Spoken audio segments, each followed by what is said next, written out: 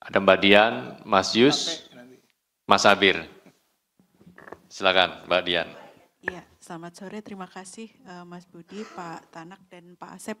Pak Asep izin mendalami yang tadi disebutkan kalau dana dari Kepala Dinas dan UPT ini digunakan untuk oleh Gubernur untuk pergi ke Inggris begitu Pak.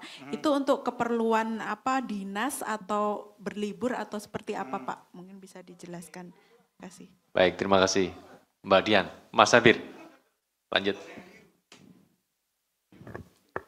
Assalamualaikum Pak Tanak, selamat sore. Sore, Pak Asep, salam. mudah-mudahan tidak stres hari ini.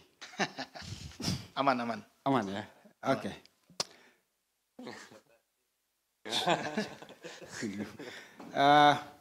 Saya mulai pertanyaannya begini, langsung to the point aja.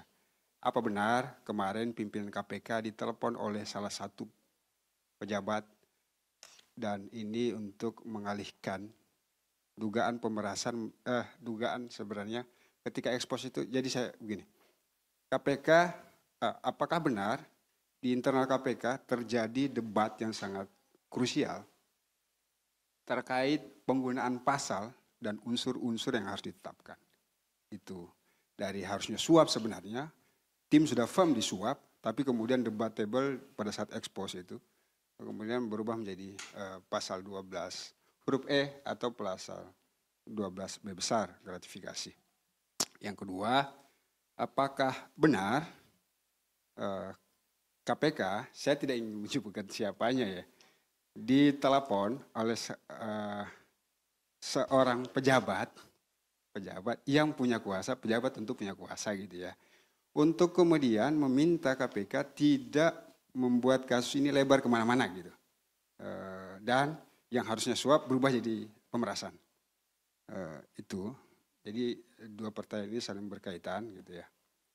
Yang ketiga, apakah benar sebenarnya ini KPK menangkap Gubernur Riau itu di rumah dinas setelah ada penyerahan 1 miliar, sekitar 1 miliar dari 2 orang pihak swasta yang sudah diamankan sebelumnya gitu ya. Dan ajudan itu diduga didampingi oleh Gubernur Riau didampingi oleh ajudannya. Makanya kemudian kenapa pakai kaos. Itu berdasarkan informasi yang saya terima. Mudah-mudahan saya salah, tapi mohon diperjelas. Karena simpang siur Riau menyebutkan di rumah dinas, KPK menyebutkan di kafenya belum disebutkan namanya.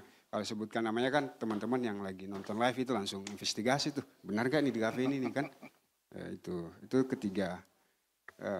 Yang keempat, apakah benar sebenarnya kasus ini bukan terkait untuk yang kepala-kepala UPT ini, tapi terkait dengan dugaan suap sekitar 8 proyek jalan di Provinsi Riau, diduga baik itu di Dinas PUPR maupun Balai Pelaksana Jalan Provinsi Riau Kementerian PUPR yang anggarannya sekitar hampir 1 triliun dengan kesepakatan sekitar 5%. Yang awalnya 25% berubah jadi 5%. Jadi itu 4 pertanyaan yang berangkai. Yang kelima, apakah benar gitu ya, ada larangan kepada pihak KPK untuk kemudian tidak konferensi pers kemarin atau mengungkap ini ke publik, padahal perkara ini harusnya 1x24 jamnya sebelumnya gitu ya. Jadi harusnya kan 1x24 jam sebelumnya konfers aja gitu. Tiba-tiba ditunda sampai hari ini. Sebenarnya banyak Pak, saya 5 saja. Nanti silahkan dijawab. Baik, terima kasih Mas Sabir. Ini mirip kuis ya Pak ya, apakah benar semua? Terima kasih Mas Sabir, pertanyaannya ada 5 poin. Mas Yus berikutnya. Mas Safik minta tolong mic.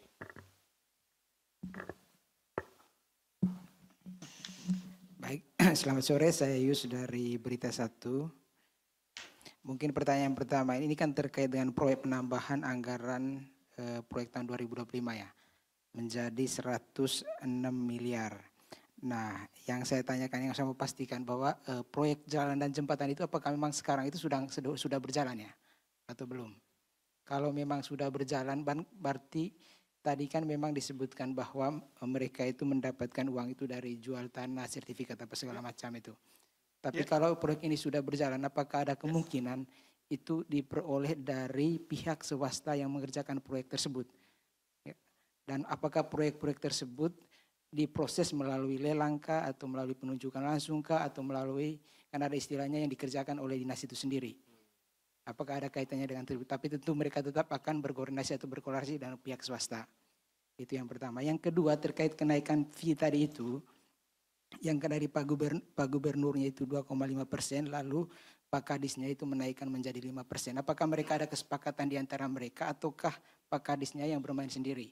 Sehingga naiknya itu 5%, sehingga tadi ada uang yang tidak diberikan kepada gubernur tapi menjadi bagian dari Pak Kadis itu sendiri. Dua pertanyaan itu, terima kasih. Baik, terima kasih Mas Yus. Mbak Dian 1 pertanyaan, Mas Sabir ada 5 pertanyaan, dan Mas Yus 2 pertanyaan. Monggo Bapak Tanak. Bang Sabir ini banyak banget dia tanya ini. Iya. Terima kasih, saya cuma menanggapi saja yang salah satu dari Bang Sabir. Dalam ekspos itu ada perdebatan dan sebagainya. Begitu Pak ya, Bang ya? Kenapa ada seperti begitu? Ada pemeo dalam ilmu hukum, dalam kita mempelajari tentang ilmu hukum, 2-3 orang sarjana hukum bertemu, akan terjadi sekian pendapat. Jadi kira-kira seperti begitulah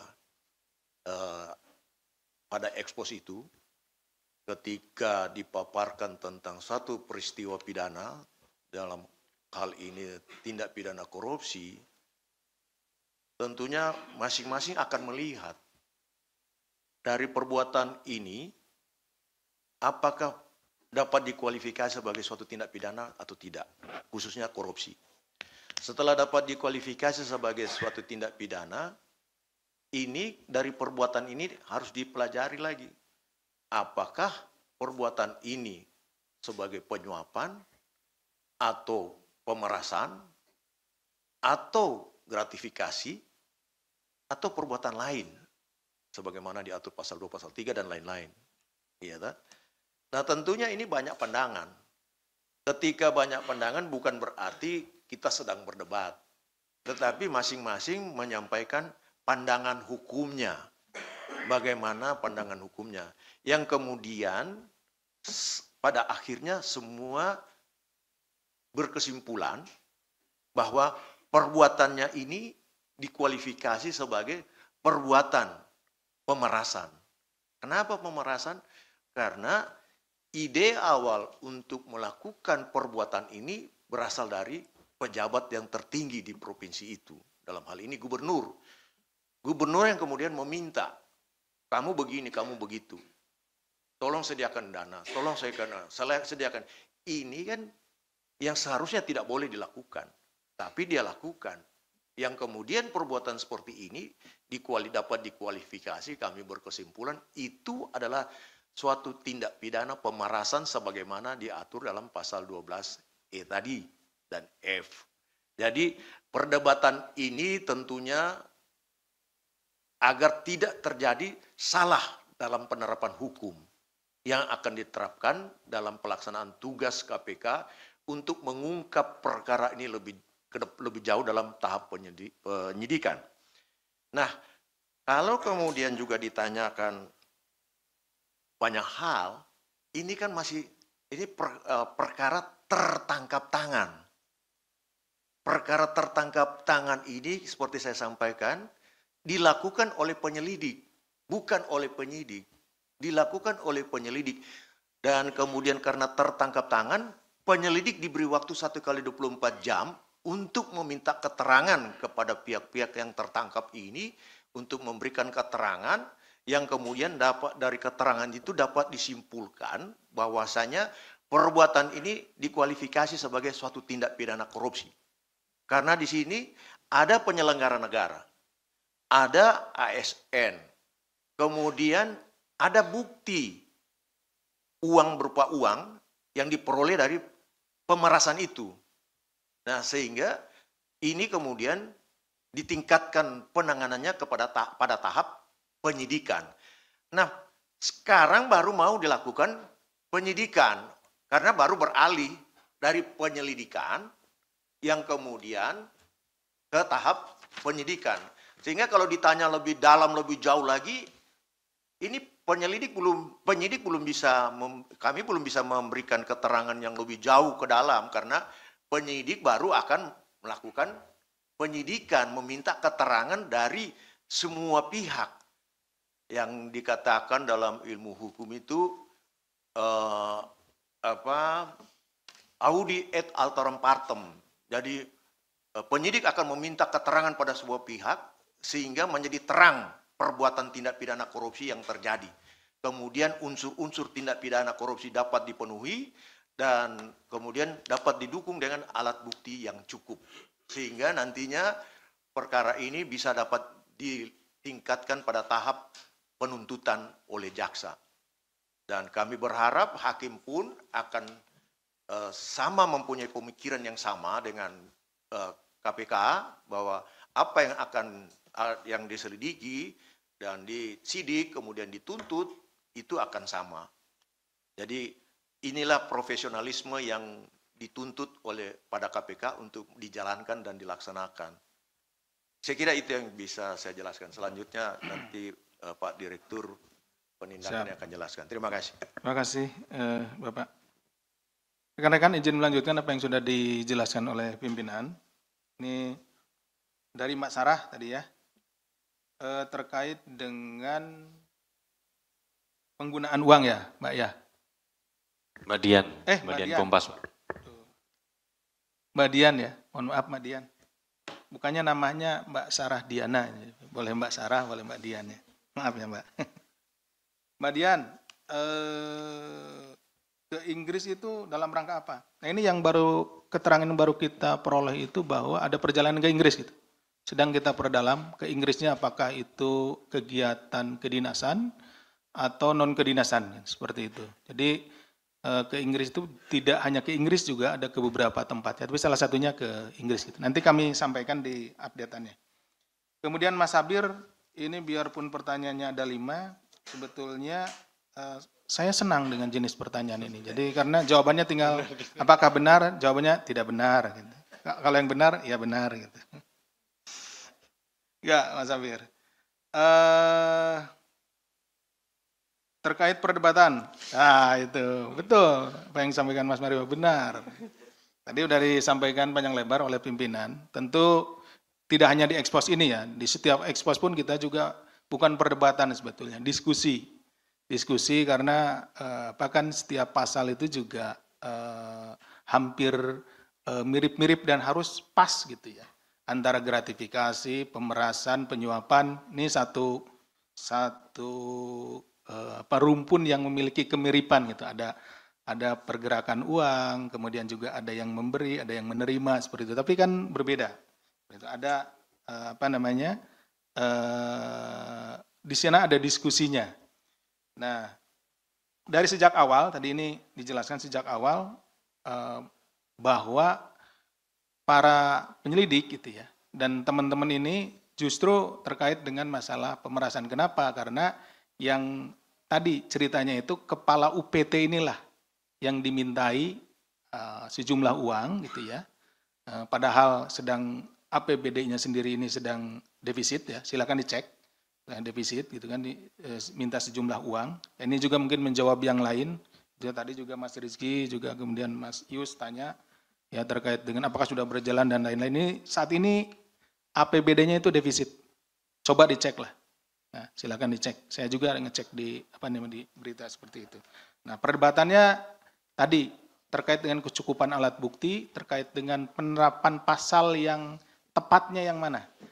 Karena jangan sampai salah gitu ya. Jangan sampai salah. Termasuk juga bukti-bukti yang ada, keterangan-keterangan yang ada, termasuk juga tadi ada kemungkinan juga di perbuatan seperti ini tidak hanya di PUPR, gitu ya, ada di dinas-dinas yang lain.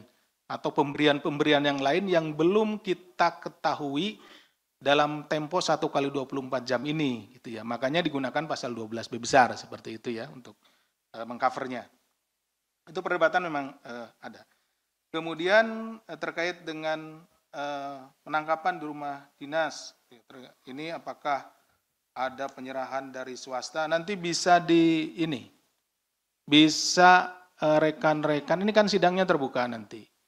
Ya, di persidangan itu saksi pemberi dihadirkan, gitu ya. Para kepala UPT pasti juga dihadirkan, gitu ya. Atau nanti kalau kami panggil lagi ke sini, kan rekan-rekan bisa ketemu tuh. Silahkan untuk kalau di luar di sana di doorstop bisa ditanya, kan gitu, seperti itu. Kemudian ini apakah ini berasal dari proyek jalan yang sekian, yang jumlahnya 8 jalan dan lain-lain, jumlahnya 1 triliun. Nah ini juga informasi sebetulnya dari Mas Sabir kepada kami, nanti kami akan perdalam, tapi untuk yang penangkapan kemarin dilakukan, yaitu terkait dengan permintaan tadi, permintaan yang 2,5%, kemudian sama Pak Kadisnya jadi 5%, seperti itu. Kemudian apakah belum ada? Ini belum ada. Ya, terkait dengan tadi 1 kali 24 jam. Tadi ini diulang-ulang ini pertanyaan Mbak Tasya juga nanya, kenapa baru diumumkan setelah lewat 1 kali 24 jam. Kembali saya sampaikan bahwa untuk penetapannya 1 kali 24 jam. Untuk pengumuman dan lain-lain itu kan teknis gitu ya. Seperti tadi disampaikan oleh pimpinan gitu. Kami tentunya kalau yang terkait masalah yuridisnya kita tentu pasti mematuhi itu gitu ya. Nah, untuk pengumumannya karena tadi kita juga masih menunggu beberapa orang, kemudian juga termasuk pimpinan saya juga dari kemarin sebetulnya mungkin rekan-rekan menunggu mulai hari Senin ya, hari Senin ke hari Selasa ke hari Rabu sama, saya juga ngikuti sejak minggu lalu, kemudian ke hari Senin dan ke hari Selasa dan baru hari ini, seperti itu. Jadi itu hanya kita mencari waktu yang lebih tepat, mungkin bisa waktu itu, tapi kira-kira mungkin di jam-jam 3 pagi gitu ya, baru kelar itu. Kita juga kalau jam 3 pagi agak kurang tepat lah untuk pengumuman. Jadi lebih baik dilewatkan ke hari ini gitu, untuk pengumumannya seperti itu. Kemudian dari Mas Yus, ini terkait dengan anggaran penambahan anggaran 106 ini, sejauh ini yang kami peroleh informasi itu uang yang diperoleh itu ya pengakuan ya, kami tanyakan ke yang memberi ini, kepala-kepala UPT itu, ya begitu, dia pinjam gitu seperti ini. Tapi tentunya kami juga tidak mempercayai 100%. Kami juga pasti, kali ini kan keterangan dalam waktu 1 kali 24 jam. Nah ini kami tentu akan memperdalam itu, apakah benar itu uang sendiri menggadai dan lain-lain. Kalau uang sendiri nanti digantinya dari mana, kan pertanyaan berikutnya kan begitu. Nah, gitu. Apakah nanti kalau sudah ada misalkan proyek lalu diminta gantinya atau gimana? Nah, itu kan lain lagi gitu. Ini yang sedang kita perdalam ya, Mas Yus. Kemudian terkait dengan apakah penggeledahan ya, apa tadi nomor 2 itu Mas Yus? Kemudian kenaikan ya, kenaikan 2,5%. Ya, kenaikan 2,5%. Apakah disetujui oleh mereka? Sebetulnya ya mereka nggak setuju. Nggak setuju. Kalau ditanya kepala UPT-nya ya nggak setuju lah. Enggak. Sejauh ini ya informasi yang kami terima itu kan gubernur itu hanya 2,5%. Nah Pak Kadisnya gitu. Ya nanti kita akan perdalam lagi. Gitu. Kenapa bisa jadi 5? Itu seperti itu. Ya Mas Yos. Oke. Itu dia, kita akan cek karena ini kan berbeda nih. Karena pengakuan dari si pemberi itu dia uangnya berasal dari gadekan sertifikat dan lain-lain. Nah, ini kita cek juga apakah benar dari sana. Terus dikaitkan juga dengan pertanyaan Mas Sabir, jangan-jangan ini sebetulnya dari proyek uangnya kan gitu. Nah, seperti itu. Itu yang sedang kita dalami. Gitu. Mas Budi, monggo. Baik, terima kasih Pak Tanak dan Pak Asep.